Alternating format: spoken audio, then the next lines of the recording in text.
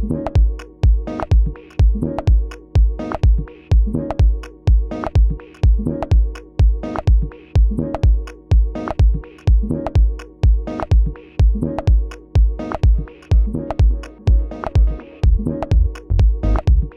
I'm Joe Skorupa, Editorial Director of RIS News, and I'm here today at the NRF Big Show with Vicki Cantrell, who is the Retail Transformation Leader at Aptos. And Vicki, I know you've been to several NRF Big Shows in the past, and you've actually had a number of different perspectives while coming here. What's different about this year's visit to the NRF Big Show for you? It's very different this year. I've had the great fortune, I hate to count, I've been at over 30, and I'm not giving the exact number, of NRF shows, and in every single aspect. So I have been a retailer and spent lots of time over many years coming as a retailer and making system selections and networking, etc. And then having been at NRF for the last 5 years, being on the inside of what it takes to put this show on was a phenomenal experience. So I've seen everything from the inside out. And this year, I get to be back in a booth and with Aptos. And this is exciting because we get to see what the customers are looking for and how they're reacting to everything that I used to put on. So it's a very different aspect of seeing the show. But I do feel a little bit confined. I'd love to see have more time to see some of the content. You know, Vicki, I had a chance to look around the booth, and I see some space in here dedicated to retail transformation.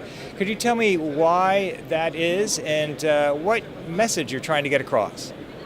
So transformation is a big term, but I'm going to look at it and tell you about it in two ways at a very high level.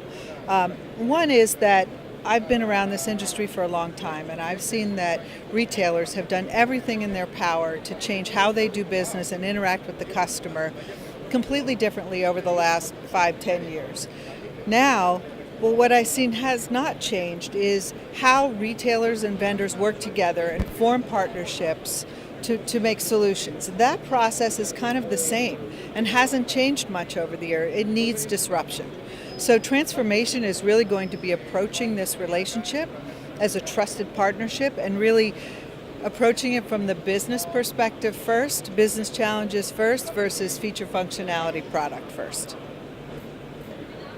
You know, as you started your comment, you said that it's a big term. Retail transformation is a big term. Is there one thing you might help retailers focus on, as they begin that big, long journey? Yeah, I was trying to figure out what's different about this year and what I'm seeing that's a little bit different. And let's say that the last few years have been a lot of integration work, right? And so transformation now so they had to transform that. But now I think what we're still looking at the customer at the center. So this is really about the customer, but from a different perspective. So when I talk to our customers and talk about transformation, I'm saying, first I go in with a point of view of what it's like to be a customer.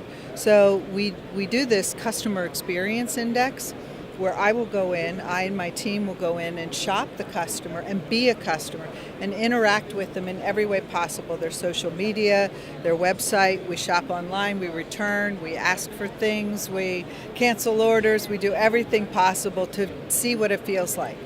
But other people do that too. The most important thing we're doing is we're recording during each of those touch points how we felt.